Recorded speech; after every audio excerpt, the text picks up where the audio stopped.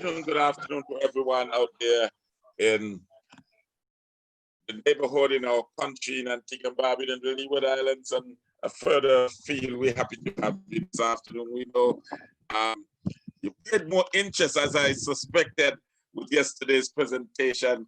And then again, while you were working today, it was surprising to see the many of you that logged in to see what we had to say. So we're here again this afternoon. We're still good. It's warm. It's not warm as it used to be. It's cool, and the breeze is blowing steadily across the hillside here in Jennings. And we're just coming to bring you the weather update. Most certainly, man. Most certainly. Most certainly. Good afternoon to everyone. Good afternoon to Antigua and Barbuda. Good afternoon to our listening and viewing audiences. Good afternoon to our brothers and sisters out there in Radio Land and those individuals who are viewing on YouTube. Definitely, we are happy to have you this afternoon, and we have a lot to talk about. So, Mr. Josiah, you take it away. Great stuff. Do what you do best, man.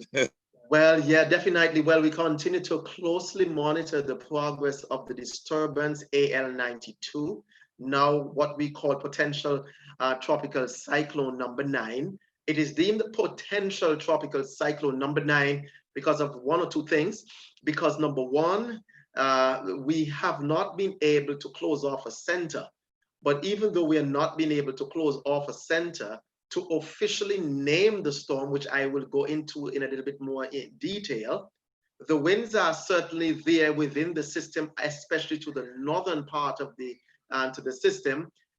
There is tropical storm force winds to the northern part of the system. So as it moves on by tomorrow, some places will be able to feel, or some places will feel tropical storm force winds, particularly in the morning hours, depending on where the center consolidates itself to.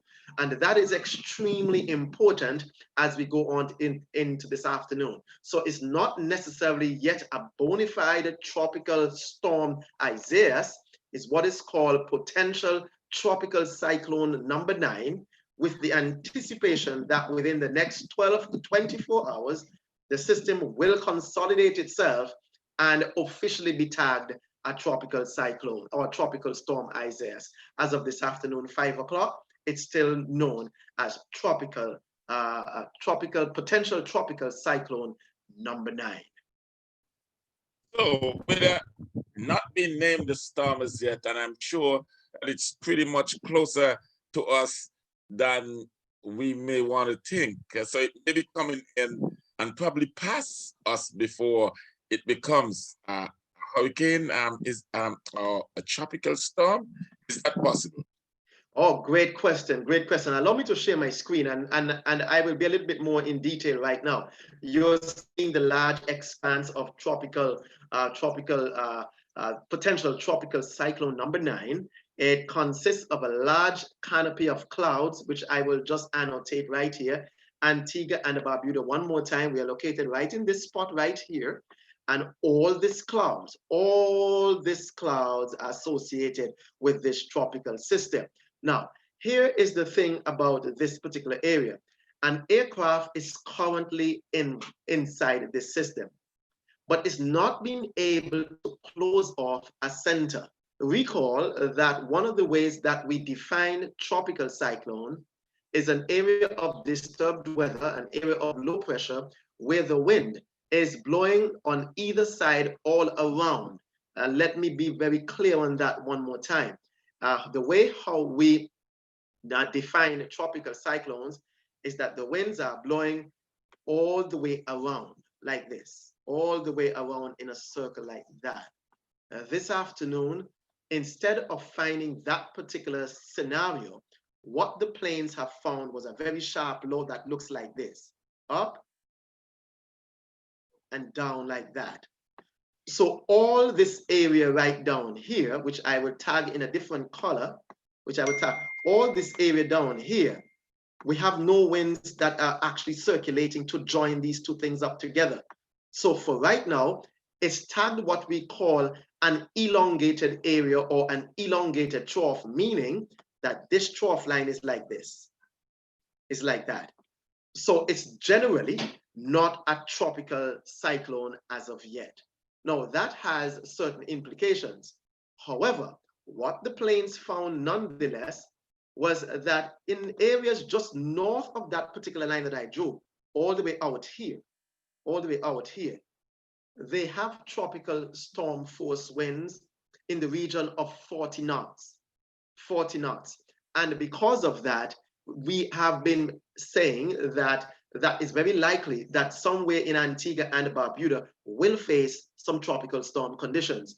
And that's the reason why this afternoon, Antigua and Barbuda and the rest of the Leeward Islands are currently under tropical storm conditions, tropical storm warning, meaning that in this case, tropical storm conditions are expected over the warned area within the next 24 hours. So Antigua and Barbuda is likely to face tropical cyclone, tropical storm conditions within the next 24 to 36 hours. Now, here is one of the things that I would want to show you.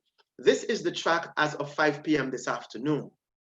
And again, let me begin to annotate it so that we can at least show where we are. Antigua and Barbuda, we are located right in this dot right up here. Now, take a look at the significance of this.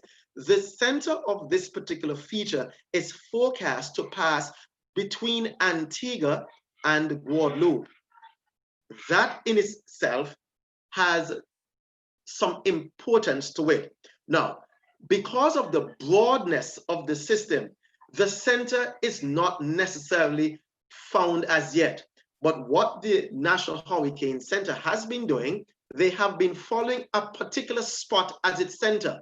So in the next 12 to 24 hours, what they have suggested that the system will consolidate itself, group itself up later this evening and into tonight. And by the time it gets to us tomorrow morning, they are anticipating that the center will be sufficiently formed enough to categorize it as Tropical Storm Isaias. If that materializes, then the center will be passing between Antigua and Guadeloupe. That places Antigua and Barbuda and the rest of the Leeward Islands, Montserrat, St. Kitts, Nevis, in the northern quadrant of this area, meaning that we will be more exposed to the tropical storm force winds and heavy rainfall. And hence the reason why we are sounding the alarm this afternoon that we ought to pay very close attention to this stuff. That as it passes towards the north, it passes just towards the south, that we will be exposed to tropical cyclone conditions. Back to this particular shot, then what we are actually saying is this, and allow me to annotate it one more time so members can understand. So the National Hurricane Center has been following an area in this spot as its center. And if it continues to move towards the west-northwest, that particular spot will pass just south of Antigua and place all this northern quadrant passing over Antigua and Barbuda and the rest of the leewards, and then we are placed into the area of storm conditions. That's a detailed look as to what we're expecting, and we are anticipating to see this particular system wrap itself up, become a little bit more organized overnight to be classified as Tropical Storm Isaias.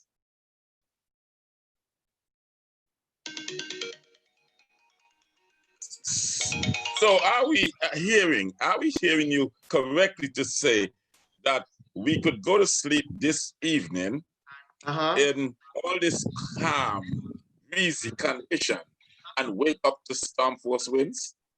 That's correct.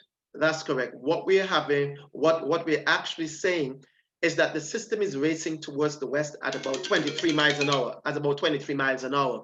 And as it races towards the west at about 23 miles an hour, it's likely to be over the northeastern Caribbean and Antigua and Barbuda and the Leeward Islands sometime during the morning hours tomorrow. And if it slows down, then it will be a little bit later. But if it speeds up and remains in this with this forward speed, we are likely to see it over the island chain early tomorrow morning. So definitely we are anticipating that we will see some deterioration in weather conditions going on into tonight and into tomorrow. What is the likelihood and what are those impacts that we are seeing? We now have a high chance of being impacted by a tropical storm. What is it that I'm saying? We are looking for winds in the region of 40 miles an hour with higher gusts, possibly up to 50 and even 60 at times come tomorrow morning. If the forward speed continues and the center forms in an area that it will track towards the island chain. But for right now, because the center is not necessarily formed, it has what we call a degree of uncertainty with respect to where that center will actually form up itself. If the center forms in the area that the National Hurricane Center is suggesting, then tomorrow morning we will likely feel the brunt of it with storm force winds. If it forms a little further towards the south, then we might not necessarily feel the brunt of it to the extent we will have those higher gusts.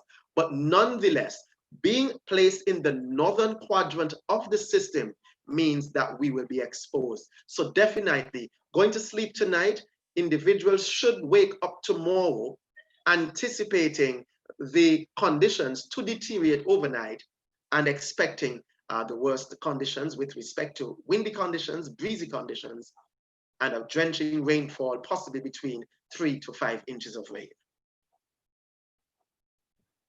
So let's say to our people, time to get ready. Get your power packs charged, your phones charged, your devices charged, because you may end up hearing a whistling sound early in the morning before the dawn of sun or the dawn of the morn, and you have to be prepared.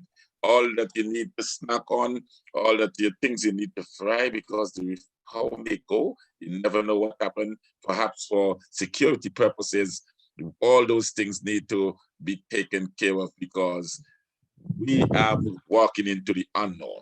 Basically, what Mr. Josiah is saying. Yeah, and I like the way how you put it. And it's just necessary for us to be ultra prepared. There is another area that I would wish to communicate this afternoon. And the National Hurricane Center said it in its discussion to us. And that is that the models are suggesting that consolidation should take place overnight. Sometimes in the aspect of consolidation, sometimes systems strengthen beyond sometimes what we have said. If that materializes, then we can be looking at a slightly stronger system than I have been forecasting. And that is important because if it does encounter lighter wind shear, what that really means is that the storm can come onto our doorsteps, not necessarily being 40 miles an hour, but can easily be 50, possibly 60 with gust to hurricane strength. So the importance of being prepared and expecting what we should say, we are expecting tropical storm conditions tomorrow. However, there is a likelihood that as it consolidates itself, that we could be looking at a slightly stronger system if the atmospheric conditions lends itself to the formation and the development of this particular area. So it's all about watching. It's all about continuously monitoring to see exactly what it does. Yes, certainly. I know we can't wake you up in the wee overnight, but I'm sure depending on what happens early in the morning, if we have power sometime during the impact of that storm, we'll be able to have a little chit chat online for those who want to follow so that we can calm the nerves. This is all about whispering hope. Well, you know, here is something that I would want to just throw in right here. I'm actually looking and following the aircraft as it is within that system right now. I am looking at winds that they are reporting. They are reporting flight level winds, or even some down to the surface. They are getting some flight level winds up to 40, 43, 43 knots, 42, 43, 42, 43. The surface, coming down to the surface, is a little bit lower, but definitely as you have some of those winds sometimes mixing down and mixing within the lower levels of the atmosphere, then you can understand that some of those winds can reach down to the surface. So I'm just reading some of the reports that are pitched back at us, and some of which are suggesting that they are finding some strong winds in the system as it speaks. So it's very likely that consolidation will take place overnight, and residents of Antigua and Barbuda need to be on the alert that things can happen fast and things can change very quickly. Absolutely. So I want to thank you for the update this evening. We want to thank you for bringing our people up to date. And we're happy that the storm isn't as impactful as though it's a large system, that it's meeting us in more favorable, let's say more favorable conditions than others may experience later as it moves on its way upward to the north. Because, That's right, good to say the storm, but we can't afford to go through this, puffing it out, understanding that we're going through COVID, and to add to that destruction around it. God is truly merciful to us in this one. Some persons may just say it's nature, but we know that God is in the midst of everything that's happening, and He will be able to ride out this storm. That's true. that's true, that's true. And we'll see it pass. Remember this, that the expectation is for it to be more of a rainmaker. And I would want to caution individuals that those individuals who are in flood-prone areas, and you know that you're vulnerable to these type of rainfall, you should move to higher grounds and be safe. Individuals might be asking the question, what should we be doing? First and foremost, you should be monitoring it. If you are in an area that you know that your structure is not necessarily sound, take the necessary precaution, bar your window up, but we're not necessarily advocating that it's a barring up storm. However, if you desire to do so, you should do so. Okay, mariners should certainly get their boats in a safe, sheltered area, because the seas will certainly get rough overnight as during the passage of this particular system, and we should ride itself out and expect the worst. And when I say expect the worst, we just should expect that during this passage, even though we are likely to see a minimal storm 40 miles an hour it passing through, that individuals should be expecting that the atmosphere can lend itself to a little bit more intensification than what we are saying. And as such, individuals need to be prepared. Oh, certainly, certainly.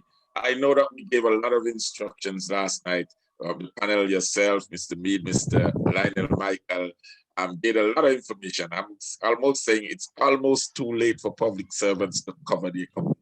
But I know not. And I noticed this afternoon that whatever is supposed to be done, securing those things that are your power park, etc., take them up off the ground, put them on something elevated, because water may get in and destroy these things. So if you have to double back to the office, you have to double back to the office, because even though it's not a strong storm, water do damage things, and we want everything to be safe. We want to be able to work the day after. And so we just want to say to you, be safe. Don't take any drive when you're not sure that the road beneath you is sure. Some people like to drive around during the storm when the wind is strong, Mr. Josiah. They could be carried away in significant rain as we expect, and water. And those persons in low line, take precaution. We'll be back with you probably early in the morning. If not, nothing develops before 9, it would be 9. If it's anything developed before that, you'll just see a ping. So if you're listening now and you want to be sure to follow us, you have to subscribe and click that little bell. And whenever we are on, we don't have to send you a notice. You will know that we are on, because your device, your tablet, your phones, your computer will alert you that Whispering Hope, where the update is on. God bless you. Have a great evening. Thank you again, Mr. Josiah, for an excellent job. Okay, great stuff, man. Okay, man. Take care and God bless.